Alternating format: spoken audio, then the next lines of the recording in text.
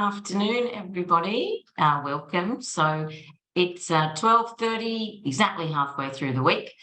We've got a good afternoon and a big group with us joining today. So we'll take a minute or two to just get everybody in the group to join. We've got people that have registered from across the country. So we'll give them a few minutes, but welcome to the three of you. Lovely to have you here. How was it? A nice cold morning in Melbourne this morning, Katie? Yes, Geraldine, I think it was 2 degrees this morning at about 6:30, 7 a.m, but it fortunately has become a sunny, reasonably warm day in Melbourne. Yes, I think, yep, the sun, it's a bit overcast in Sydney. I'm actually from Brisbane, but in Sydney today, but it was nice to see on the way to work an array of green and gold. So I feel like I'm very much letting the team down in my Navy, but I hadn't planned ahead. So, but it's a good feeling. It's a big, exciting week and an exciting night for Australian sport and particularly female sport. So big event tonight. So go the Matildas. And we've still got a few people joining, so I'll give them another sort of 15, 30 seconds or so. But I think it'll be a great atmosphere wherever you go, particularly the 75,000 at Stadium Australia, although it will be interesting trying to get home tonight.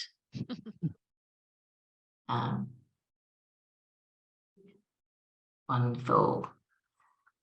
Well, we've got some more joining, but I think, I just want to, look, let's just get started, and a big hello to all of you and all of our people that are continuing to join the webinar on diversity, equity and inclusion, and really around making headway in this space. So while people continue to join from across the nation, let me tell you a little bit about where I am today. I am currently in Sydney presenting to you from the traditional lands of the Gadigal people of the Eora Nation. We know Australia is home to the oldest continuing living culture on Earth, featuring hundreds of different tribes, each with their own language, laws and territories. I celebrate with you today the diversity of Aboriginal and Torres Strait Islander peoples and acknowledge their ongoing cultures and connections to the lands and waters of this country. So welcome to you all. We've got some amazing three very professional speakers in the D&I space, experts in their field and award-winning in their contribution. And just before I hand over to them, a quick understanding of today's session and the structure. So we will have some sections and each will follow with a bit of a Q&A with some questions to give you the opportunity. We really encourage those on the call to participate. We want to know what you want to talk about, and so the discussion can form in the direction of your interest. So you don't have to wait for the Q&A session. You can actually input questions as we go, and we will get to as many as we can. Also, you can take notes, but you won't need to, as we will send a recording of this and any highlights and references out to you all next week, so you can settle in and just enjoy the discussion. So without further ado, would love you to meet Katie Spearritt, founder of Diversity Partners. You would have read about her. Tell us, Katie, why is D&I important to you? Well, there's a huge question to start. I think for me, the simple answer would be I studied feminist history at university, and then when I first moved into the workplace way back in the early 1990s as a young graduate consultant at BHP, I looked up at the leadership, and there were no women in senior leadership roles. There's very little cultural diversity there. And I couldn't quite understand why, because at that point, Australia had affirmative action legislation in place for about 10 years. And for me, that was actually then the prompt to go and do a PhD to understand more about this field. It's been a passion forever in my life. And it's something that continues to kind of really burn as a passion for me to see more inclusive and diverse workplaces so that, all Australians have equitable opportunities at work. Thank you, Katie. That's great. Lovely to hear about your background. And Emma, currently is the Secretary of Digital and New South Wales Department of Customer Service. How did you land in this space? So I spent a lot of my career in the HR space before transitioning over to customer, and more recently being CEO of 13,000 people. And it's always been the case in any job I've had, but particularly in this job, we're here to serve a very diverse community. In New South Wales, we have 8 million citizens or 8 million customers, and they are very diverse. And I just don't believe we can get the best outcomes for our customers without representing those that we serve. So my passion comes from wanting to see as diverse a team internally as I see diversity in my and our community. So for the last 4 years, that's really driven me. Lots of history before that, though. I emigrated to Australia when I was 15. You know, this is very much deemed the lucky country, but as life's gone on, I've learnt that I have been afforded privileges that are my friends and sometimes teammates have never been afforded. And from a values perspective, that's just not how I can lead or live. And so I feel very passionate, as Katie said, I feel very passionate about continuing this conversation and striving and thriving to be better. I love that. I love that. And Harleen, lovely to have you join us. Again, currently is the lead DE&I for Crowns Resort, another big organisation. How did this passion start for you? Hi, everyone. Privileged to be here. Like Katie said, I used to be a management consultant. I saw the same thing around 2 decades ago in those big corridors of big organizations. I learned a special skill about myself. I was transparent because people could see through me in those meetings. And when the chance came to represent that voice, I thought, who better than me? Because I have been that person who was there but absent in the discussions, who was not heard, who was not seen. From management consulting, I went into leading HR teams, but I soon realized that this was my calling. And if I had to do something for myself and folks like me, all of Emma's friends who are not seen and get the privilege, I'm one of them. So I could bring that knowledge and make change happen for my daughter, maybe, or for a lot of other women, especially from marginalized communities who go through the same experience. Very passionate, and I love my job. Three very passionate people here to lead us through this discussion with three really different kind of experiences to get you into the position. So I love that. So let's get started. I'd like to begin just by asking each of you to reflect on the real question of whether Australian workplaces are in fact making headway when it comes to diversity, equity and inclusion. Em, perhaps I can throw to you first. Yeah, thanks, Geraldine. So I think there is definitely examples of where we're making headway, but I wouldn't say that headway is consistent. So certainly when I came to government, I was really surprised at actually how advanced they are on the diversity and inclusion agenda. In fact, I think we've progressed a little bit more to sort of the care and belonging space in my area specifically. So I definitely think that there has been progress, but yeah, I don't think it's consistent across industries or gender dominated industries. And the other thing I would say, when I'm not being the secretary of DCS, I'm also a member of Chief Executive Women. And certainly when I look there, it is very, very apparent, particularly at senior decision-making bodies, that the representation is just nowhere near what we hope or aspire for it to be. So whilst I feel like I can sit in my own little bubble and see progress, I don't think that's representative of everywhere. So I think if you were to ask my team about have they seen progress in the last few years with the amount of effort we've put in, I think they would say yes. But if I went back to my previous organisations, that progress was nowhere near of the same acceleration. So yeah, progress, but inconsistent. Interesting. Thank you, Emma. And I guess, Katie, would be interesting to hear your views in terms of, you know, having diversity partners from 2009 to now in terms of that question. Thank you. And I agree with Emma. I think inconsistency is probably a very key word there. I might take a slightly broader perspective there. I think over the last decade, we've made significant headway. If you think about diversity and inclusion is now a mainstream business issue. It is on the agenda of CEOs and boards like it was not 10 to 15 years ago before our organisation was started. And I think that now you'll see it being treated as a strategic issue, not in many organisations, not as a whole separate series of events or activities where we might celebrate a particular day.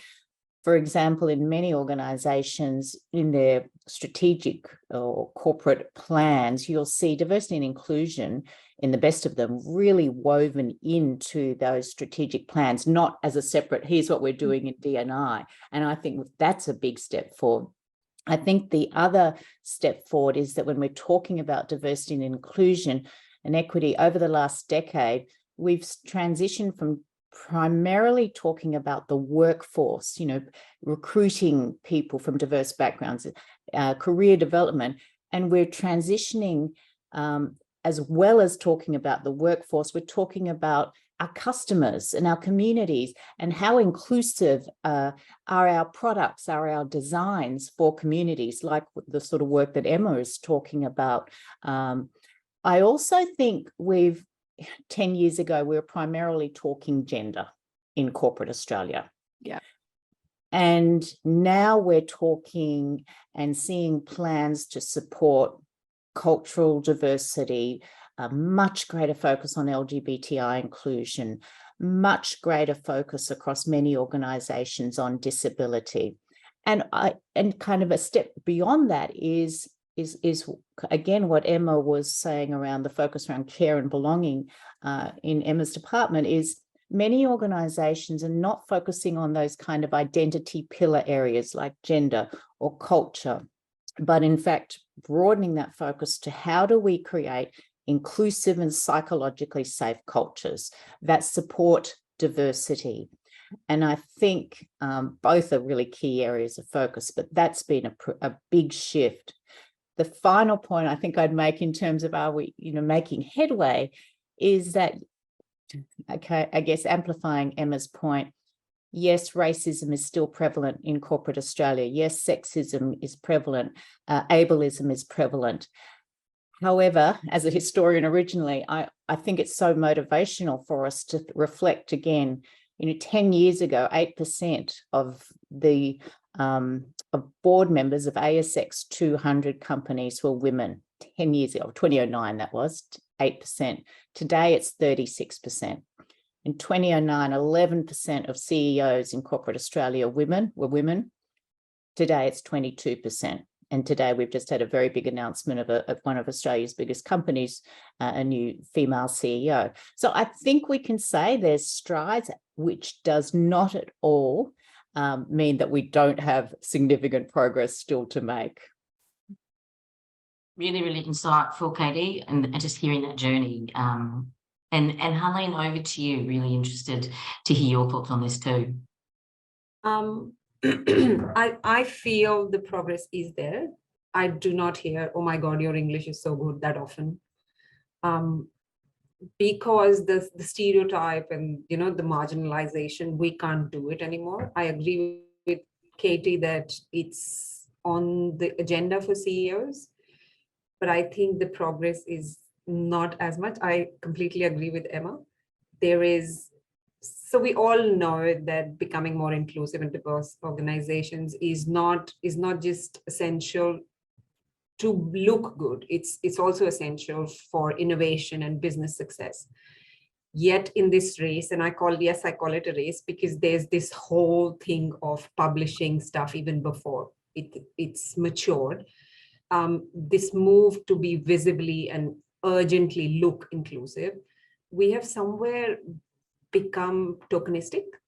We need to move past this episodic change kind of organizations to become real inclusive organizations. I agree with Katie when she says a lot has happened in gender, but I somewhere feel we are repeating Norway's golden skirt circle where it's similar or same women on those boards. The gender work has happened, but not for marginalized communities as much. I still see very few women of color.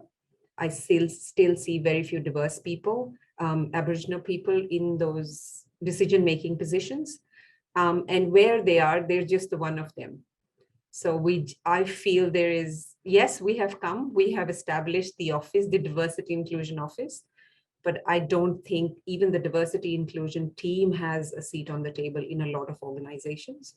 Until the time that happens, I don't think we will see sustainable, true change within Australia, because I have seen a lot of organizations publish that, yes, we've recruited this person.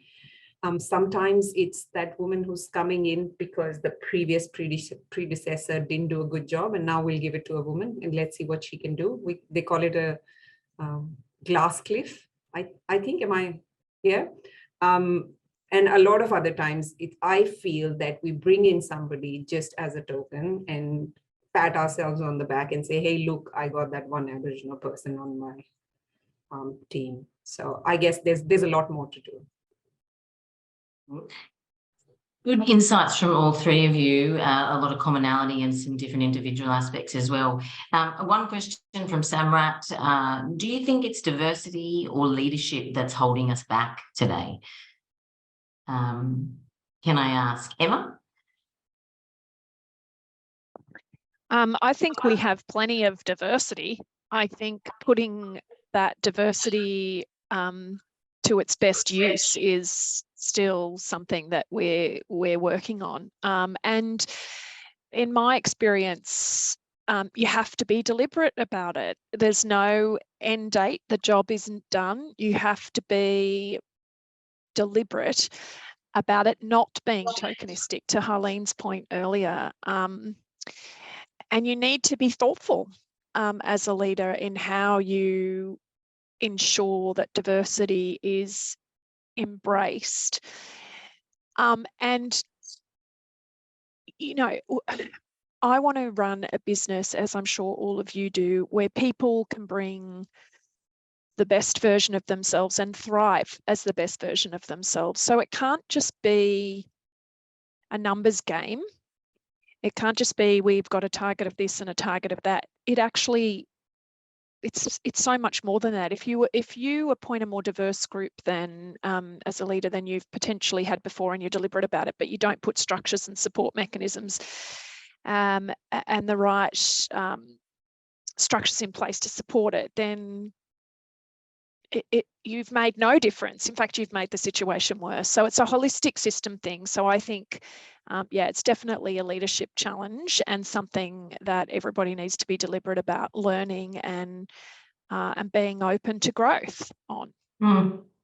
Thank you. And that's a good way into sort of that next, there's a real sense of leadership as a big focus in how this can be, how this really runs well in businesses. So, you know, Katie, you have mentioned leadership in terms of DE&I. Can we dig a little deeper into what is leadership in the context of DE&I, what you're seeing, who's doing it well and how?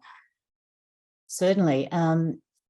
I totally agree with them in terms of this is about leadership. There's plenty of diversity there. It's about leaders who often are the ones who set quite bold aspirations. I'm thinking about BHP about 8 years ago, set a bold aspiration around gender diversity, but it wasn't just gender diversity. There was a huge work to be done on flexible work, a whole range of areas of focus.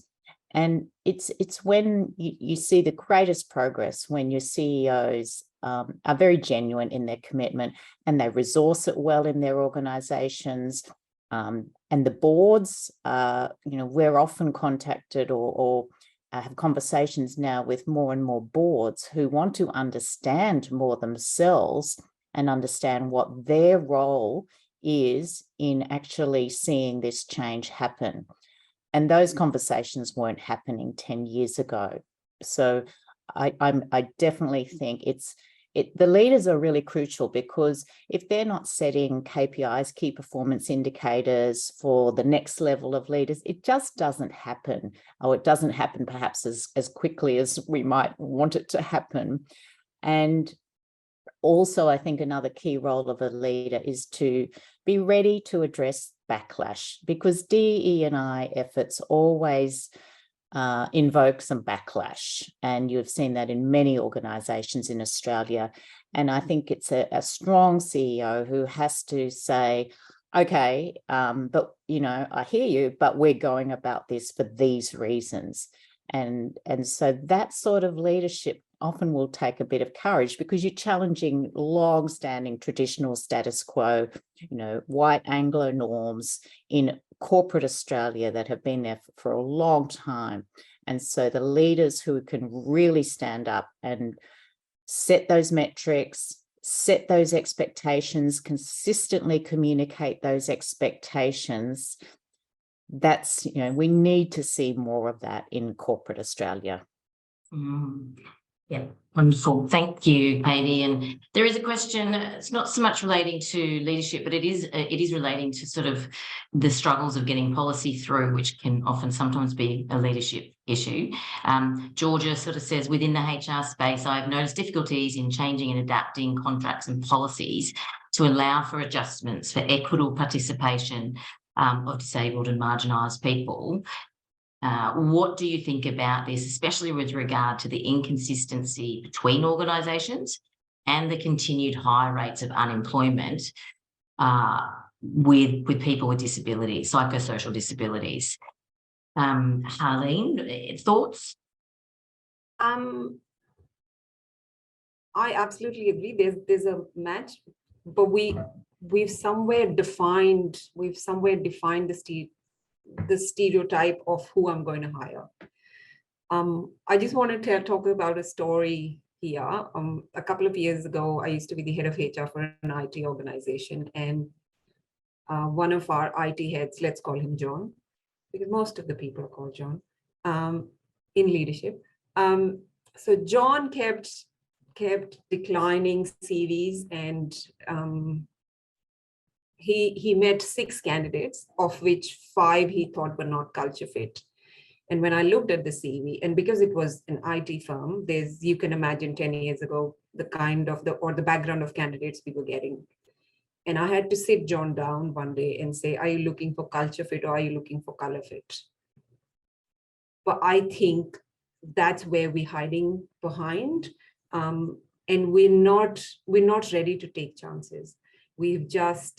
I can't be what I can't see is true both ways, or I can't hire what I can't see. So there will be some misalignments. There will be backlash. I wouldn't call it backlash, because every change brings backlash. Diversity inclusion being a new practice, and it's easy to beat it over the head and just go, we're not going to be. And thanks for what's happening in the political world today and what's happening in the US. Everything is being marginalized. There's a lot of division in this world today. So it's easy to hide behind the curtain of this is what the stereotype looks like. And I agree, there is that miss where we are not giving opportunity to candidates who can actually perform just because they have not done it in the past, or we have not worked with a candidate of that caliber or that ability in the past. So yes, there's a lot to be done in that area. Thank you, Harleen. And I guess this would sort of lead into, MU were sort of won an award in terms of diversity from AHRI last year, which sort of really acknowledges some of the progress you've been making in that department that you spoke of earlier. Can you comment on, some lessons learned or some practical applications that you've been doing that has created some of those successes that our audience can learn from? So I think the way in which our organisation operates, we have a broad opportunity to attract great people from all over New South Wales. We operate in multiple service centres, and we operate in different regional communities, etc. So we do have an opportunity to be really diverse in the way we think. But I've actually found linking the customer story with our people story to just be important, and the idea of representing the communities that we serve, community and the community cohorts within it. We've done a lot on care and belonging more broadly, but we've been very deliberate. We've done quite a bit of work in the neurodiverse space. We've started slowly to make sure we're learning those lessons and doing that well before we sort of do it at scale. One of the things that I did when I started was we've got 12 employee representative groups and growing, and I chair that committee personally. So there's 12 of them, but that we come together once a quarter with everybody, and everybody tells me what's going on. But what we've come to use that group for is if we've got new policies coming out, we will often send them to all the ERGs and ask for the feedback as to whether or not this covers everyone. Have we missed any opportunities here? Should we be thinking differently? Is this policy too narrow? Are we thinking broadly enough? And sometimes the feedback I get is pretty harsh, and I realize, oh man, just when I think I'm getting somewhere, I realize I've still got so much to learn. And so we've done that with we've put in some policies around transgender, which I used our Pride group to really lead the advice on. But we also talk to other members of our community. We've got a vets, or veterans, former military, got a large former military population in our telco authority. They have a different set of requirements and needs.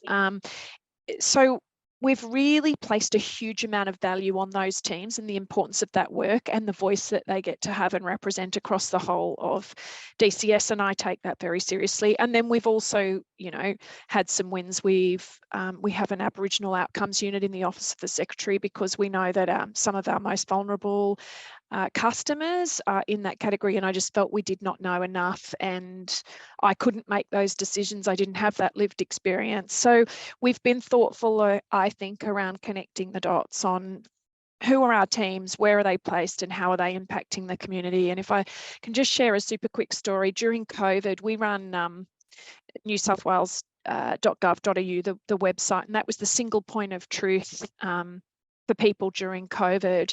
And we thought we had really covered our multicultural bases, but as soon as we started talking to community, we realised we were not anywhere near where we needed to be. So we started partnering with Multicultural New South Wales. We changed the whole way we thought about multicultural communications. I think we had a good baseline, but nowhere near a detailed enough baseline. So we use customer feedback.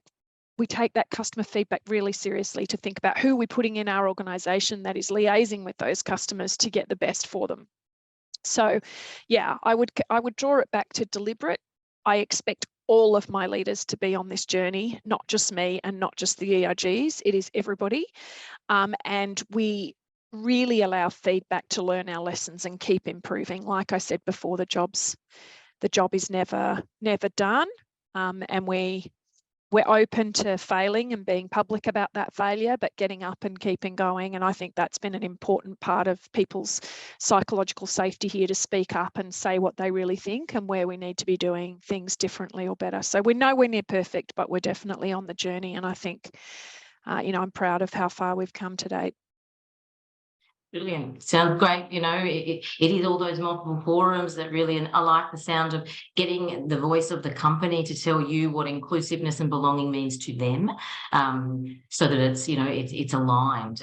So thank you. There is a lot of momentum around a question which lots of people would like to answer. Every DE&I I attend tends to be women talking to other women. How do we engage men in this conversation? I sometimes feel that they see that this doesn't involve them. Interesting. Anyone want to take that one? I'm happy to jump in there.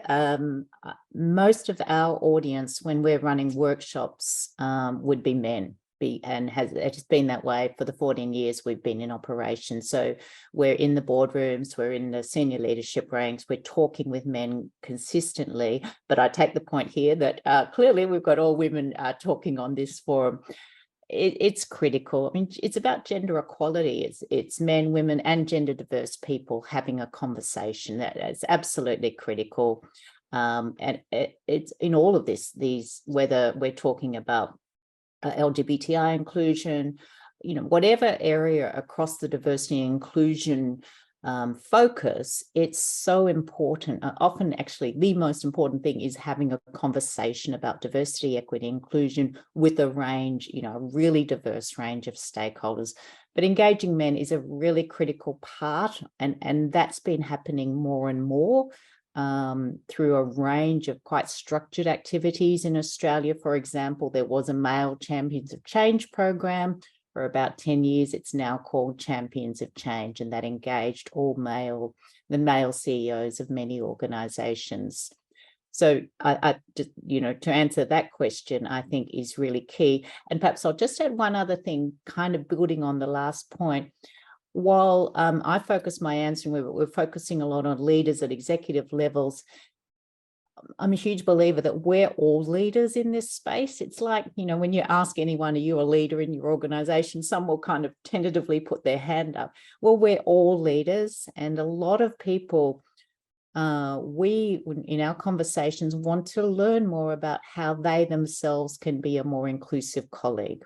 And so that's leadership right on the ground level. We're talking about people out on, frontline manufacturing sites to all sorts of roles in Australia.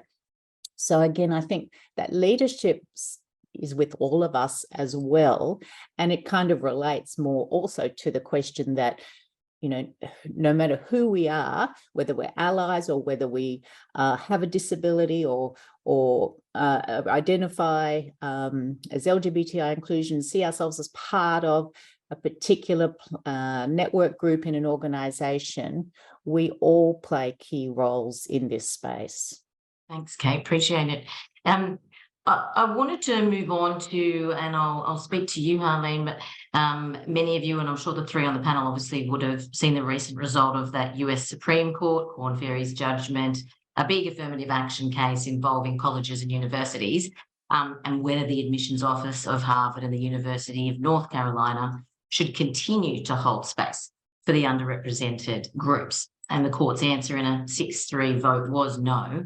I mean, we've talked about representation. Harleen, what is your thoughts on this? What's your thoughts on quotas and the relevance and impact that they can have? I think the conversation about that ruling calls for another webinar. We'll do it some other time. I'll restrict to your question around quotas. Look, there is juries out there. Their critics say that targets and quotas just tell marginalized people they're not good enough. Merit, they say, is what matters.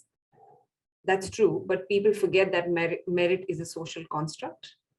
And what constitutes merit is generally inherently biased towards men in male-dominated industries, and most management and leadership roles, as you see across Australia. There's plenty of evidence that merit often looks like the person who was in the role before. So when you say you want the best person for the job, ask yourself if it's really true or you're subconsciously stereotyping. I don't know if we know stats, but in our previous cabinet, we had more Andrews than women. So are we stereotyping? Every Andrews resume comes in, we just go, yeah, you might be a fit mate. This isn't about women, or we shouldn't put it towards women and diversity cohorts, because I keep hearing things like imposter syndrome, get a mentor, keep working on yourself. I think we need to push it back to the men. We have to understand that paid employment was designed for men by men back in the day when men had full-time wives cooking and cleaning and looking after them. While more women and diversity cohorts have entered workforce, the structures haven't changed. So when we expect everyone else to, we basically are expecting everyone else to reshape themselves to fit this shape that was not constructed for them. So if you ask my view clearly on quotas, yes, quotas do work. A good example I think Katie shared was ASX board construction, the construct of boards, the leadership cohort within Australia has changed. Organizations, I feel now need to evolve, but the evolution is not just representation, should not just be focused on targets of representation. Somebody I saw said in comments was getting a diverse person a seat on the table, is it not good enough? Yes, it is amazing, but that's just the start. But if you bring a diverse person in the team without giving them a voice, and I want to quote Julie Bishop's example a couple of years when she resigned from then the government, she said, and the story was that Julie would say something and nobody would respond. And 20 minutes later, a man, I'm assuming Andrew, would say the same thing and everybody would go gaga. So till the time we have created that construct of inclusion, quotas will not work. It is a great start. Like I said, I can't be what I can't see.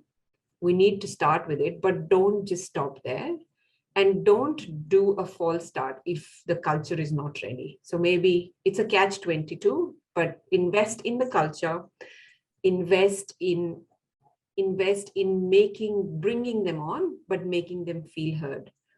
If I have to give you some tips, you have to create the end-to-end. Look at the employee life cycle. Look at when the voice that this person will have or the cohort of diversity will have. Maybe build your own pipeline, create opportunities for growth within the organization. Review all your processes for bias. Do we have any systemic process, stereotype, inherent bias within our processes of growth, promotion, entry to the organization? Like I said, invest deeply in culture. Psychological safety is very, very, very important. You have to listen to your people. What I see a lot of disconnect, and this is in terms with quota, is if you get somebody, we use best practice. We get consultants from outside to come and design us. Diversity and inclusion is within your organization. You need to hear your employees. You need to invest in giving them a voice and actually doing something about it as well. And then working with your leaders, because leaders, they are in that place and have that power to lead by example. So if we can give them these problems to solve as a business problem, right? I think bringing them on board and solving the problems with them will make a big impact.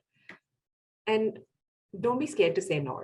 We can always say no, I'm not going to hire this cohort because look at the attrition rate. Look at, we're bringing them, it's like they just get through. They just go through the organization, but we're burning them. So till you feel the organization is ready, don't invest in quotas. Short answer, yes, they work, but there is so much more that we need to do, the before and the after.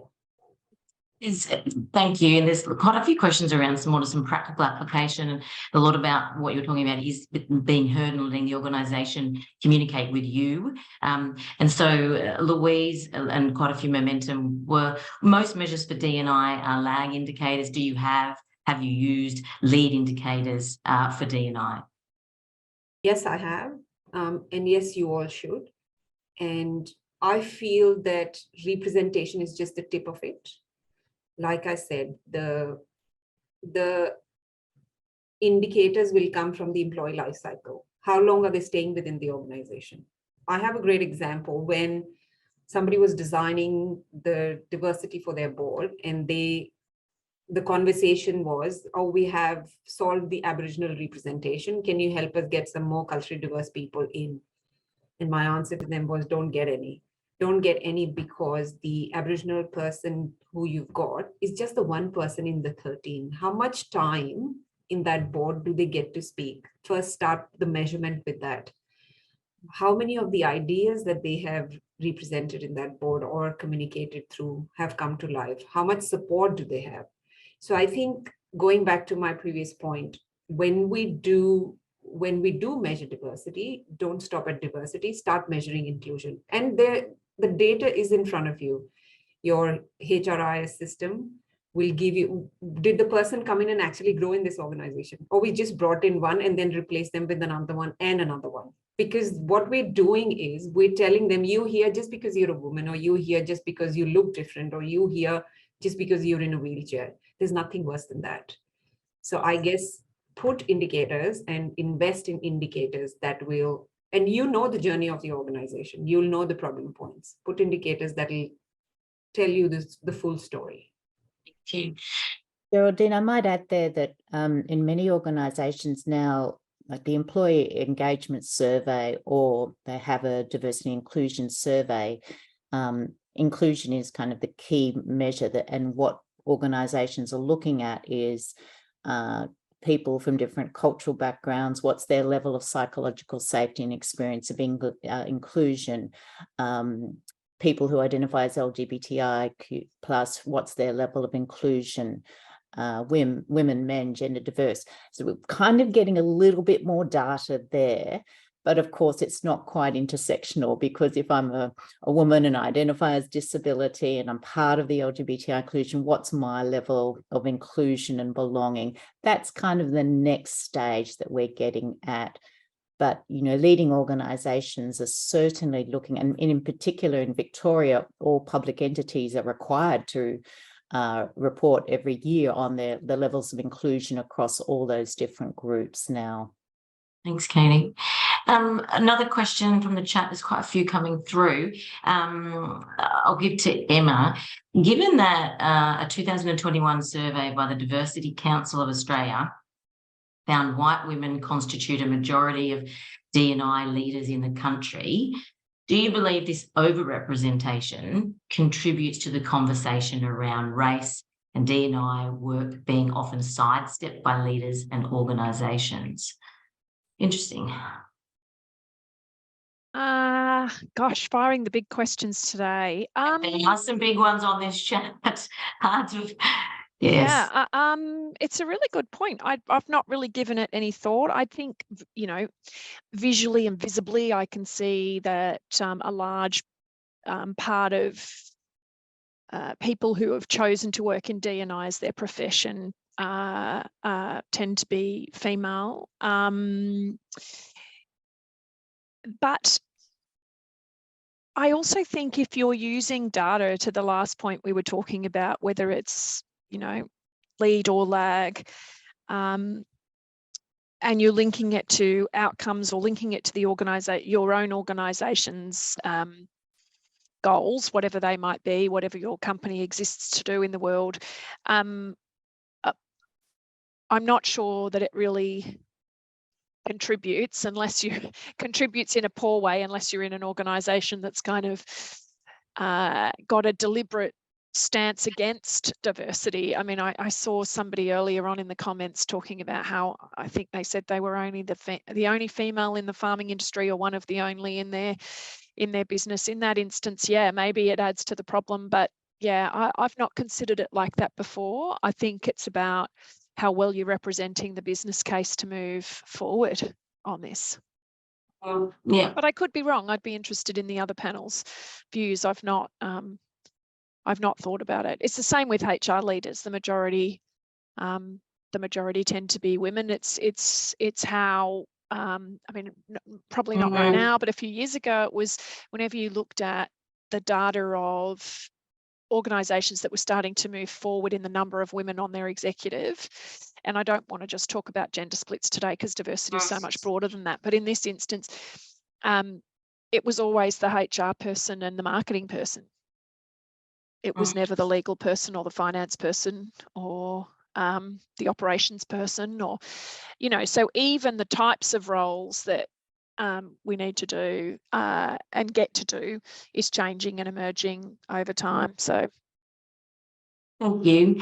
And look, on that, I don't want us to go down the gender rabbit warren. So I think, talking more broadly, I learned the term through joining this webinar around soft wiring. So in terms of organisations, that the hard wiring around your policies, but Kay, you spoke about education as a really important factor to bring everyone on the journey and look at, you know, D&I holistically through an organisation as opposed to specific forums, aka gender. You know, do you have advice on how organisations can increase their education specifically, and really and practical ways they can work on that soft wiring piece? Yes, the first thing I'd say is that if you work in an organisation already, if you're listening today, and perhaps you're part of like an employee resource group or an employee network group, your inputs, and it might be around cultural diversity or LGBTI inclusion, or you might be part of a people with disability working group in your organizations. And we know there's so many of these brilliant working groups. Often there's so much knowledge and expertise in those groups, and they can educate many, within the organizations themselves.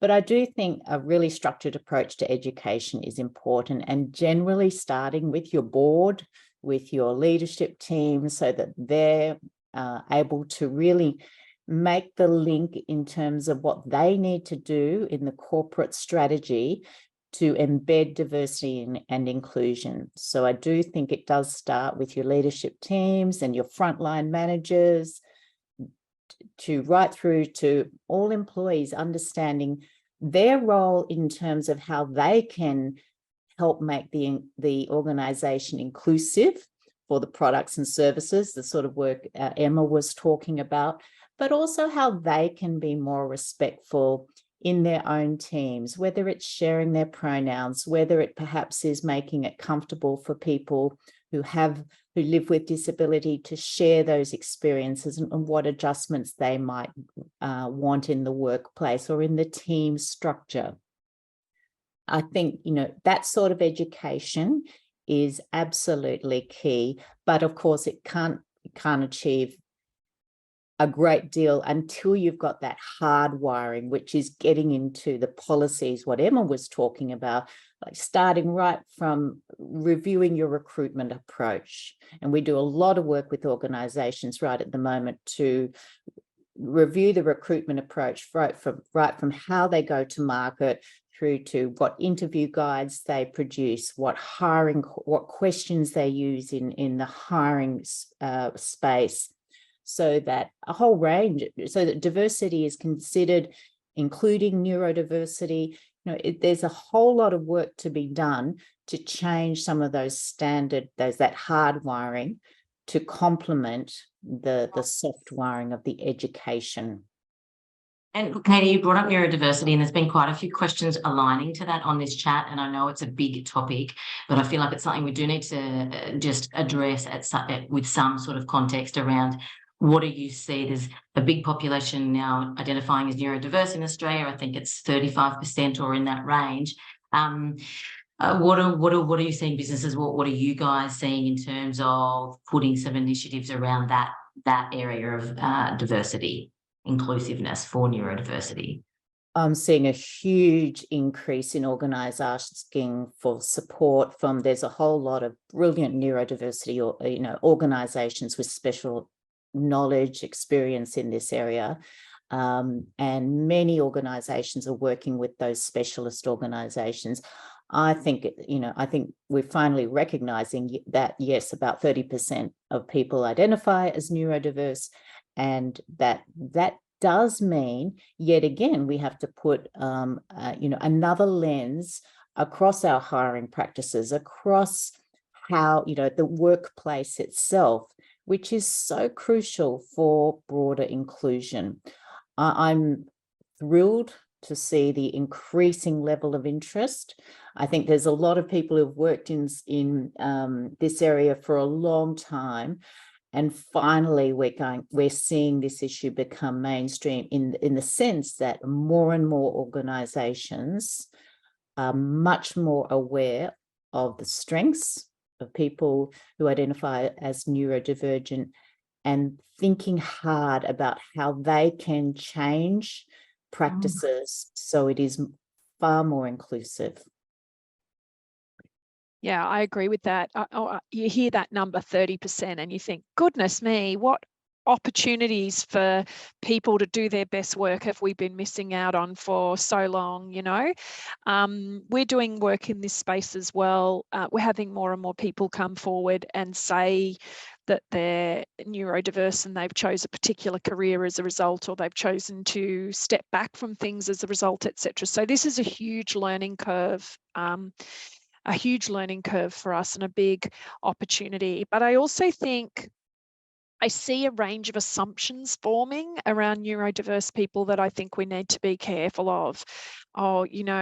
it's a lot of neurodiverse people make great IT people or great accountants, and maybe that's right, but I really kind of struggle with this idea that I think that is a very big assumption to make. If it's 30% and that stat is right, we've got so much learning to do. And yeah, I would encourage everybody to be really curious about that, and curious about where your own opinions and thoughts stem from when it comes to this newer discussion on neurodiversity. I think for many years, we've talked about cultural diversity, we've talked about disability, we've talked about Aboriginal representation, we've talked about our Pride community. Neurodiversity seems to be kind of really getting an acceleration, you know, in terms of its focus. But I would hope that we all take as much care as we have on those other issues with this, in terms of how we navigate it and how we allow people to, or not allow, that's the wrong word, how we create environments for everybody to thrive. And I personally think I've got a bit more to learn in this space, or a lot more to learn in this space.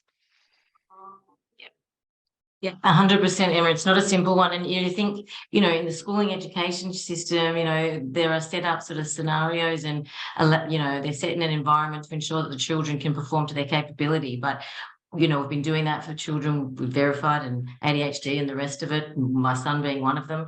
But we don't do it in the workplace. So no wonder it's gaining so much momentum. But there is another question which has got May I just jump yeah, sure, Katie, for sure. Go for it. I think it's so important for all of us to remember, and it builds on something Harleen said. You know, we still kind of fall to thinking about culture fit, whether we're hiring or just who our go-to person is in the organization. And I liked Harleen's point about sometimes we think about color fit as well. Instead of culture fit, or not instead of, as well as culture fit, I think we'd make a great headway if all of us talked about culture add. How does this person add to the mix of the organization? Now, whether that's in relation to neurodiversity or relation to different forms of disability, or, you know, all sorts of things. I think if we start talking about how does this person add to the team mix, that's a big narrative shift that I think helps us to move away from how does this person fit. Katie. And can I just call out Claire's comment here about being neurospicy? Thank you, Claire. I love that. I love that term. I will certainly keep you away from accounting and IT. Wonderful. Look, I talked a little bit about this, you know, when it's a little bit off course, but when we've talked about the market tightening in various aspects, and so, you know, budgets get looked upon and revised. One of the questions relates to, you know, how do we maintain longevity in the diversity, equity and inclusion profession? How do we set up new D&I professionals for success? Structurally, resources, autonomy, data literacy, understanding, lived experience, racial equity, etc. Thoughts on that, which I think is a thought. You know, we don't want this stop-start scenario with D&I. It's, as we say, it's not a destination; it's a continued journey. But sometimes business drivers can change and get in the way of that. Anyone got any comments for Roman? I think thanks, Roman. Very good question. I think we should go back to the holistic approach, because you're doing tokenistic, and Geraldine and I had a chat earlier this week, and we were talking about the diversity in an organization. They're the first ones to get out. As soon as the ship starts shaking, they're the first ones to fall off, just because I hate the word, but I'm going to use the word tokenistic, because at the start, the intention was not authentic to start with. And if I have anything from my learning being in this for over a decade, I can hear back myself. Is that? No, okay. I think we need to move beyond the window dressing. And when I say window dressing, it's just those big awareness, and I call them muffin parties, awareness exercises that we do, where we bring everyone in, we talk about a certain topic, and we give everyone that, invisible badge of inclusion, and they're done for the next year. We need to invest in data-driven diversity. We need to, like any other business problem, it's a practice that we do. We assign the issue, we assign metrics, and then we follow on. So if we can solve other business problems, like huge corporations that we're running, why can't we solve this problem? And we measure what we treasure. So unless that love and treasure comes from the leadership, it's not going to happen.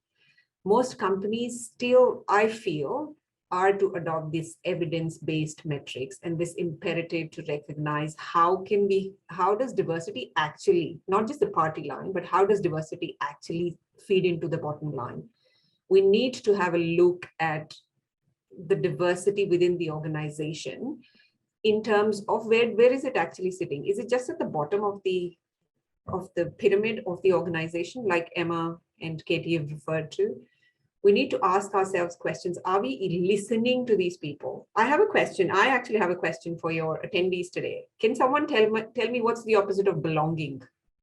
The word belonging we use a lot in this DE&I cohort. What's the opposite of that word? I learned. Yes, thanks, Nicole. Absolutely correct. And that culture fit is the fitting in. The opposite of belonging is fitting in. So if we're talking of belonging and we're still looking for culture fit, I think the rhetoric is absolutely wrong. We need to make sure that the people can see themselves fitting into this organization, not because that's the jigsaw and you've already decided how I have to talk, how I have to look like. Another story, a decade ago, I used to work in banking. I attended a training program where I was told curls are not in.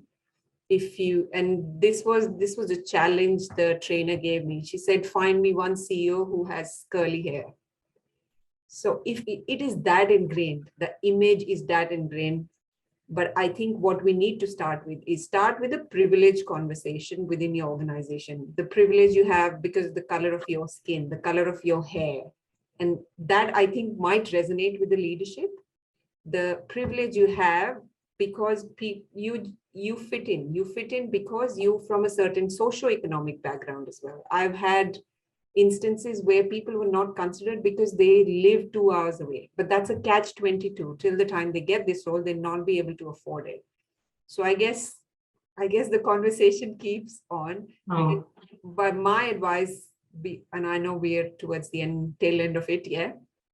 My advice to anyone who's starting on this journey or is committed to this is listen to the data, but at the same time, understand that people are not just percentages. So listen to the people, listen to the data, partner with your leadership teams to solve these issues.